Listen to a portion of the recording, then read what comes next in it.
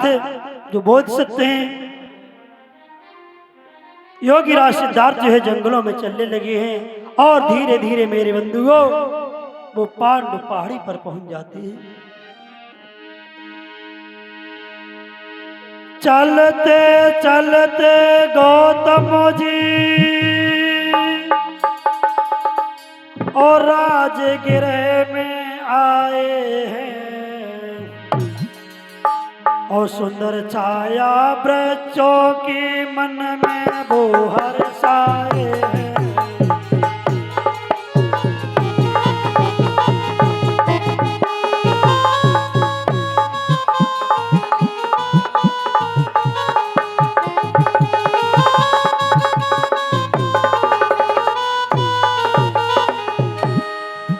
आज मेरे बंधुओं योगीराज सिद्धार्थ ने देखा यहाँ तो बहुत ही रमणीक जगह है और मन में सोचने लगे अब ना बढ़ू यहाँ से आगे,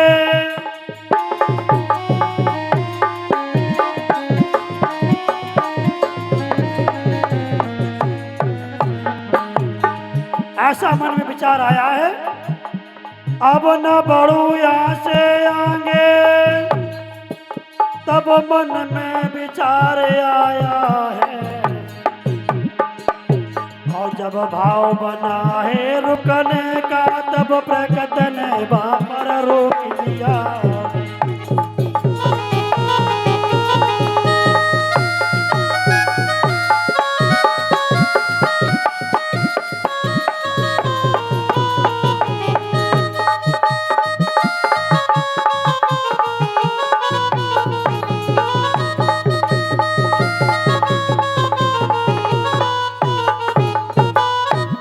आज मेरे बंधुओं धम्म श्रोताओं योगीराज सिद्धार्थ जो है पांडु पहाड़ी के पास में आए और वहां के दृश्य को जब देखा है, बहुत सुंदर दृश्य है। 5 पहाड़ों से घिरा हुआ स्थान है और 5 पहाड़ियों के नाम जो हैं वैभार, विपुलगिरी, रत्नागिरी, गृतकूट और सोनागिरी। ये 5 पहाड़ियों के बीच में उस जगह को जब देखा है तो मन में विचार आया है यहाँ पर पास में गांव भी नहीं है, ना ज्यादा पास में है ना ज्यादा दूर है। यहाँ ध्यानस्थ रखना बहुत अच्छी बात है क्योंकि ध्यान घर में नहीं हो सकता है। मैं ध्यान साधना तपस्या करेंगे तो गांव से दूर स्थान होना चाहिए जहां शोरगुल कम हो।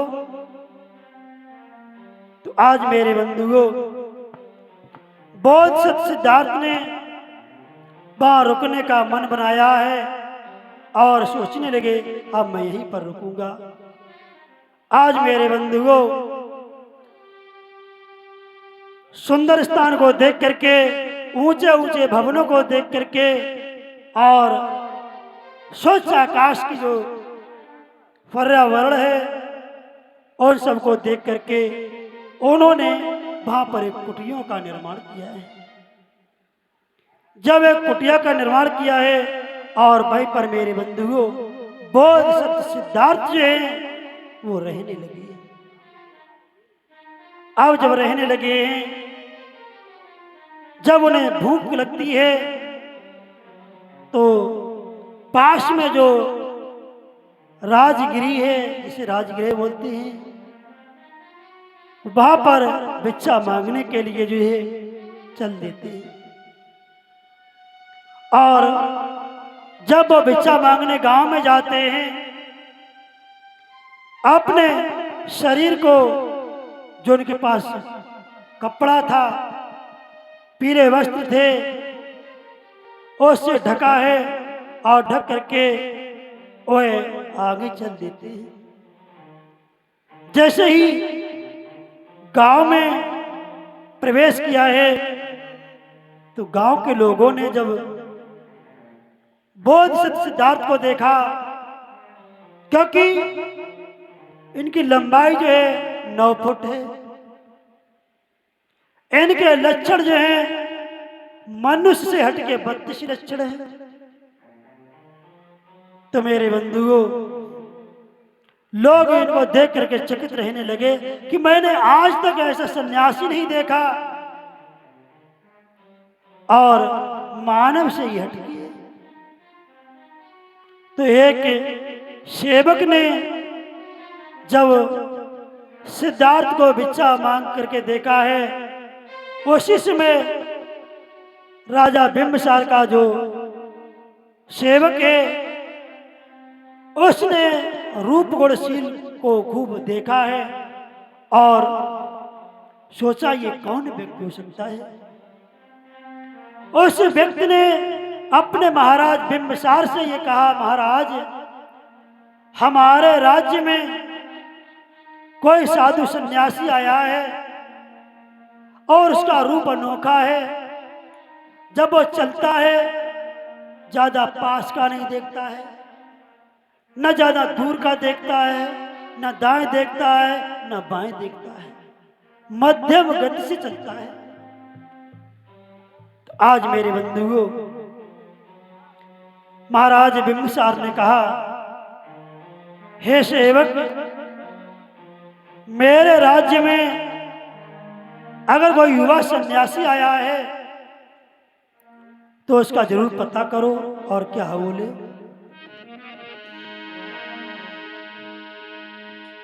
बिंबिसार बोले गुप्तचरों से इसका पता लगाओ तुम। अब कौन युवा सन्यासी आया नगर में, जाकर पता लगाओ तुम।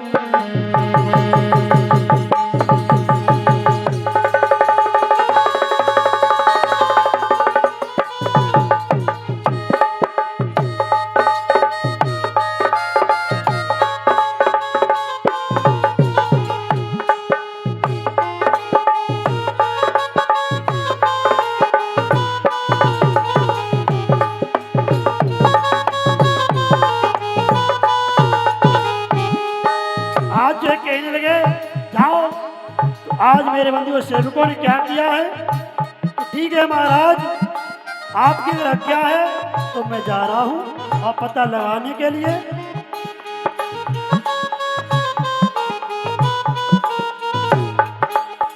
आज सेवक कैसे आज्ञा पाकर राजा की और सेवक वहां से चल दीने, एक पैर के ही भीतर सब समाचार उड़ने दे दीने।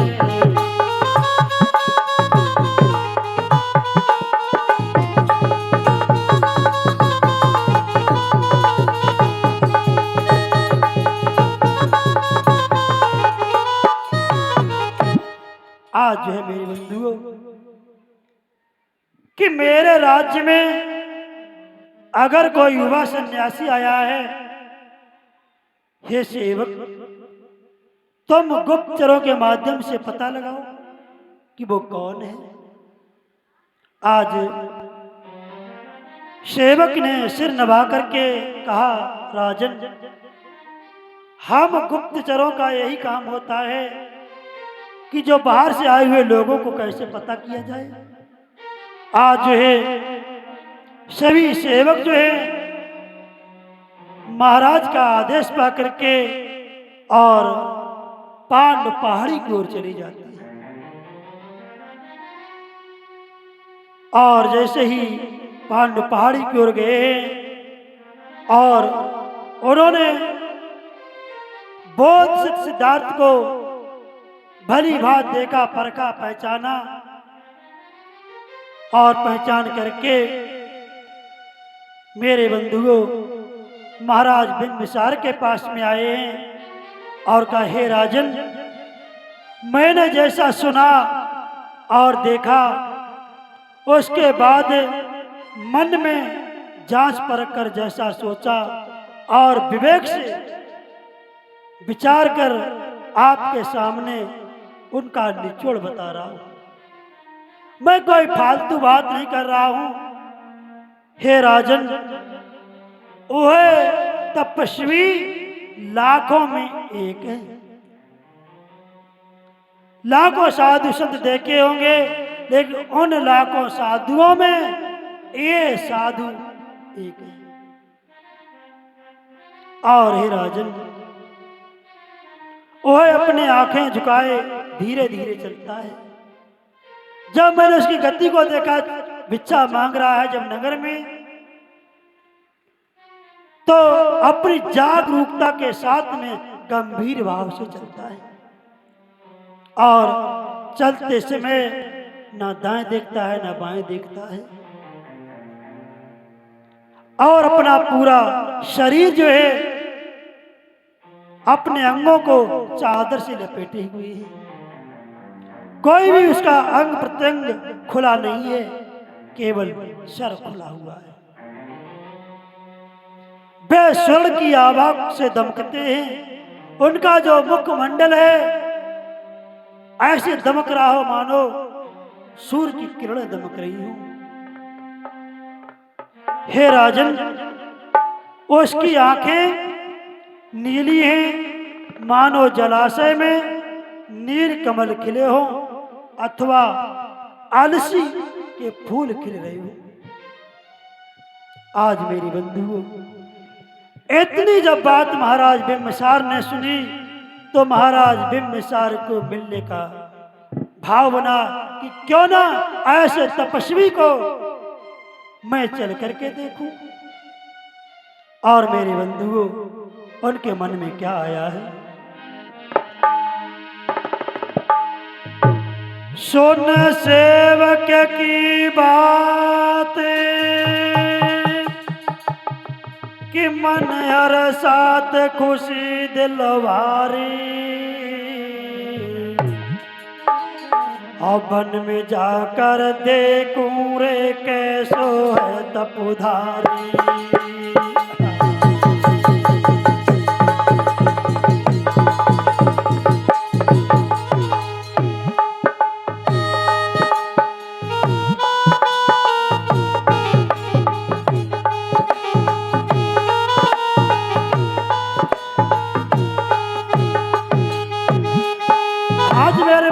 मन में सोचने लगे, ऐसे संत को तो मैं भी देखूंगा जाकर के। और क्या मन में आया है? भारी अरमान सुनो दे ध्यान सभा के भाई, और राजपाट सब छोड़ के बन की सीध लगाई।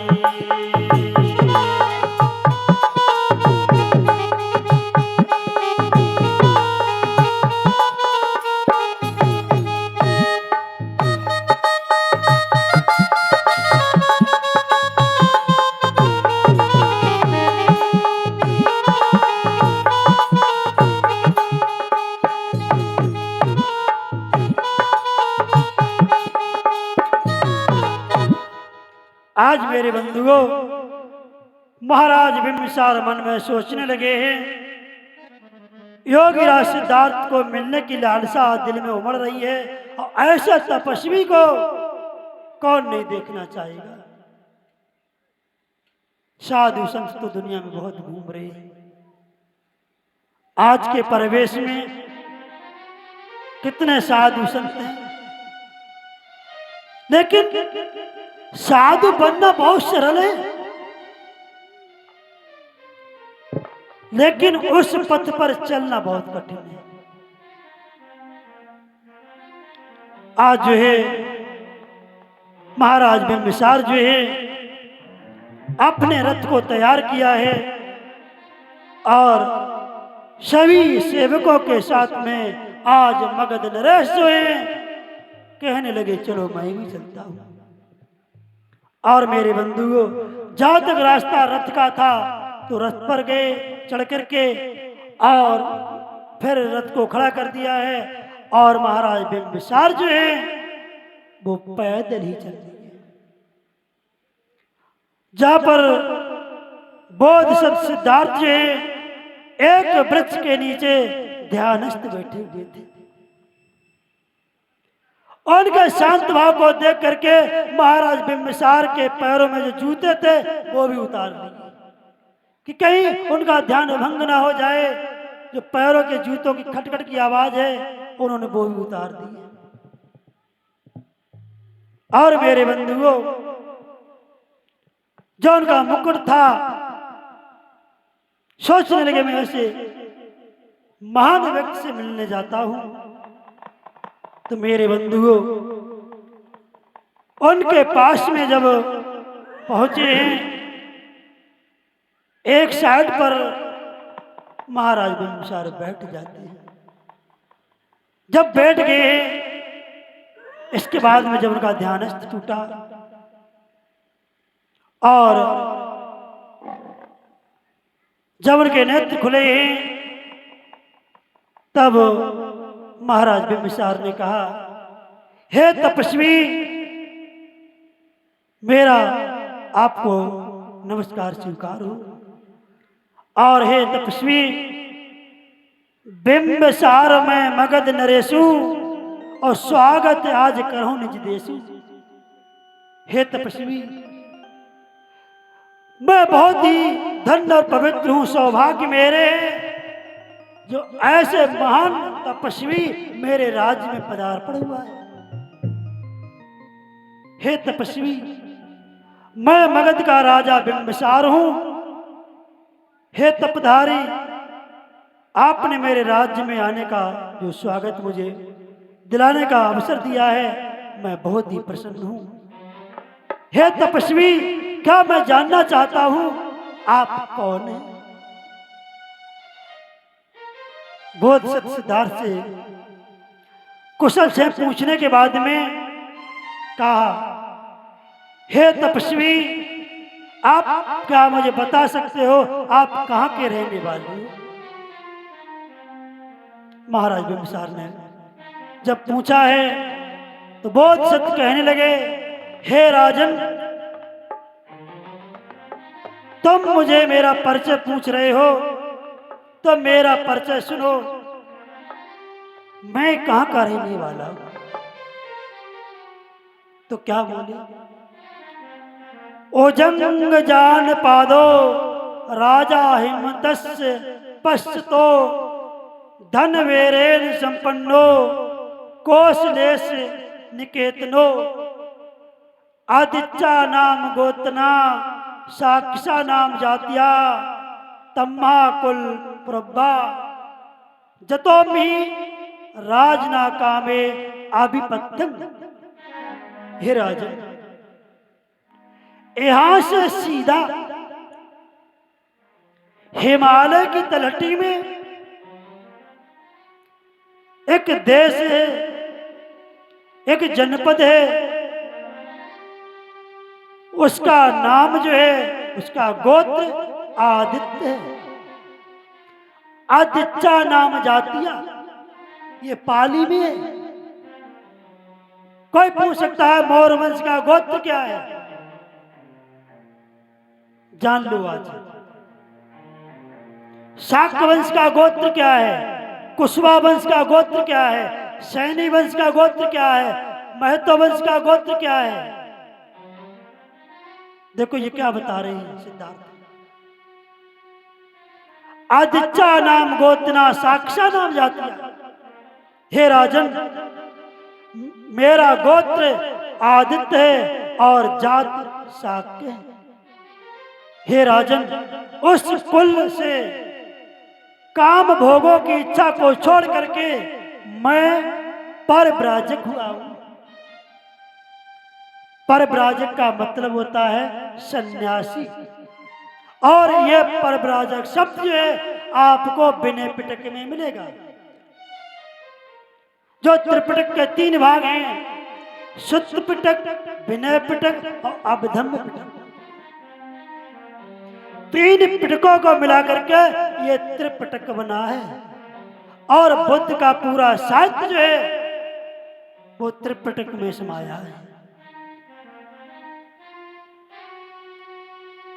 और ये जो प्रसंग मैंने लिया है, इस ग्रंथ का नाम है भगवान बुद्ध जीवन और दर्शन धर्मांध कौशाम्बी।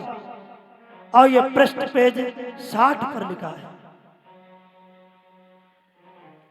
पूरा परिचय देने के बाद में महाराज बिंबिसार बोले, अरे तुम सिद्धोधन का पुत्र हो और सिद्धोधन तो मेरे परम मित्र हैं।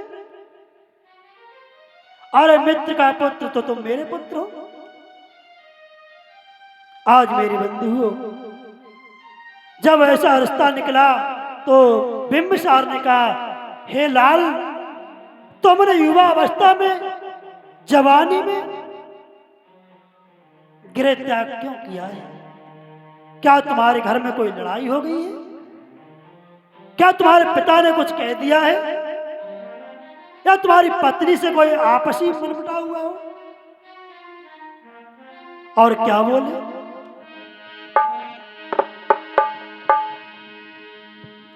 हे राजन, जो तुम ये कह रहे हो, जवानी में घर छोड़ा है, पिता से लड़ाई हुई है? नहीं। हे राजन, जग में दुख का पार दुख किस कारण होता है? हे राजन, ये सारे संसार की तृष्णा को जान करके मैंने देख लिया है कि सारे संसार में दुख के अलावा कुछ भी नहीं। उस दुख की खोज के लिए मैंने घर को त्यागा। इतना राज्य पाकर के मुझे संतुष्टि नहीं मिलती है। तो बिंबिसार ने कहा, अगर तुम मेरे राज्य में रहना चाहते हो तो मैं तुम्हें आधा राजपाट दे सकता हूं। सिद्धार्थ मुस्कुराने लगे, कहने लगे, अरे अगर राजपाट की मुझे चाह होती, लालसा होती, तो मेरा कपिलवस्तु का कितना बड़ा राज्य है। मेरे बंधुओं, इस धन दौलत से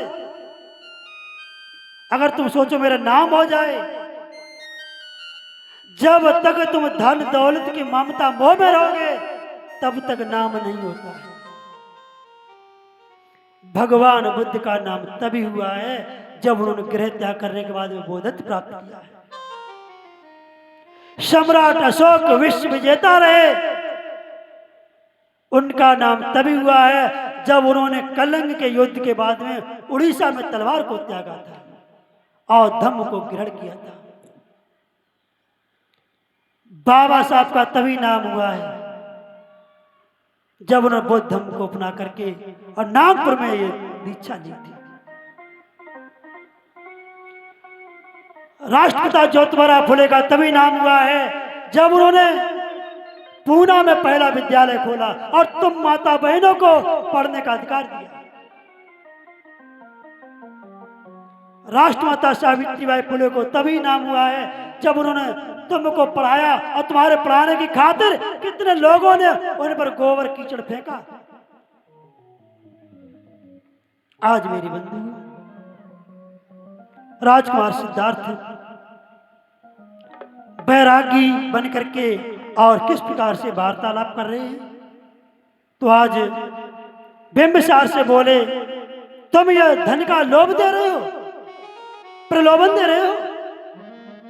सुनो हे राजन, मेरी बात सुनो। ए राजपाट धन धान सभी यही पड़ा रह जाएगा, और धन दौलत और माल खजाना साथ न कुछ भी जाएगा।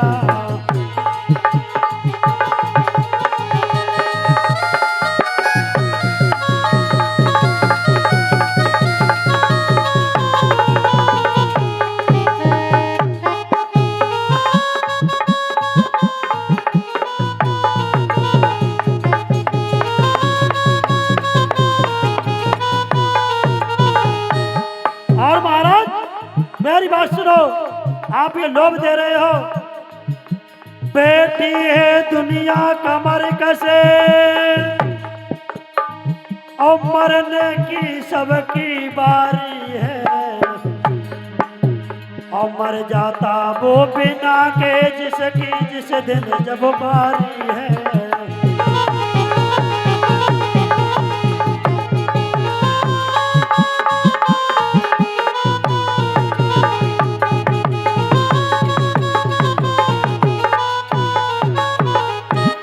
सुनो,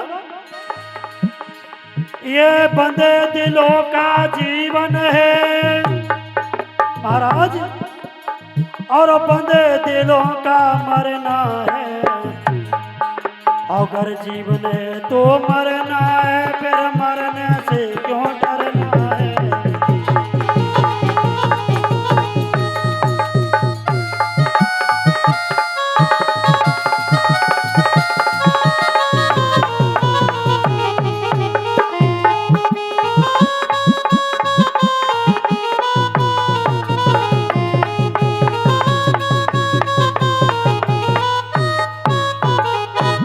आज मेरे बंधुओं बहुत सत सिद्धार्थ कहने लगे, हे राजन, ये राजपट धन धान सभी यहीं पड़ा रह जाएगा, और धन और दौलत माल खजाना कुछ भी साथ न जाएगा।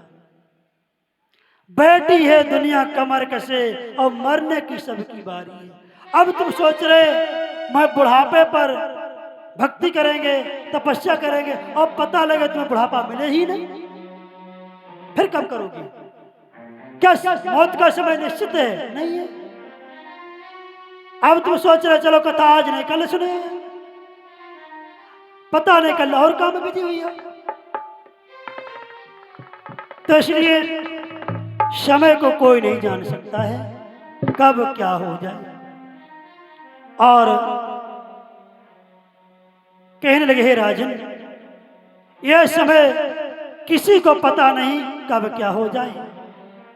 मौत का समय जो निश्चित है वो उसी समय पर आएगी, वो बिना मौत आ जाएगी, एक घड़ी टलने ना पाएगी।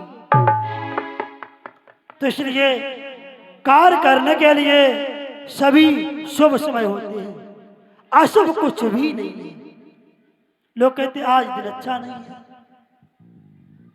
लोग इतने अंधविश्वास में फंसे हैं, और बाबा साहब को मानते ही, बुद्ध धर्म को मानते ही, और अशुभ न मानते ही। कैसे बौद्धिस्ट हैं? लोग कहते हैं आज दिन नहीं अच्छा कल अच्छा है, लेकिन भगवान बुद्ध कहते हैं सब दिन अच्छे सब दिन खराब। अगर तुम्हें 1000 रुपया मिली है तुम्हारे अच्छे दिन, और इनके खोई जगह तो बुरो दिन है। अनुमान लगाइए। इसलिए दिन यह प्रकृति का नियम है, सुख दुख आप पर डिपेंड करता है। आज मेरे बंधुओं, शुभ अशुभ को मैं नहीं मानता। अगर कोई आदमी जवान होते ही मर जाए तो वह धर्म साधना कैसे कर सकता है राजन? क्या ये तो बात सही है। अब मैं सोचता मैं 30 साल होने के बाद में 50 साल जब होंगे तब धर्म साधना करेंगे, अब पता लगा 40 साल मौत आई है, फिर क्या करेंगे? तो इसलिए है राजन, मेरी कोई घर में लड़ाई नहीं हुई है। मैं अपनी स्वेच्छा से बोधित प्राप्त करने के लिए 29 वर्ष की अवस्था में उन्होंने गृह त्याग कर दिया था, और अपने बेटा राहुल को 7 दिन का छोड़ करके मेरे बंधुओं वो जंगल में चले गए। आज काहे सिद्धार्थ, मैं तुम्हें स्नेह पूर्वक शिक्षा देता हूं, वैरागी अभी मत बनो, अभी तुम जवान हो। तुमने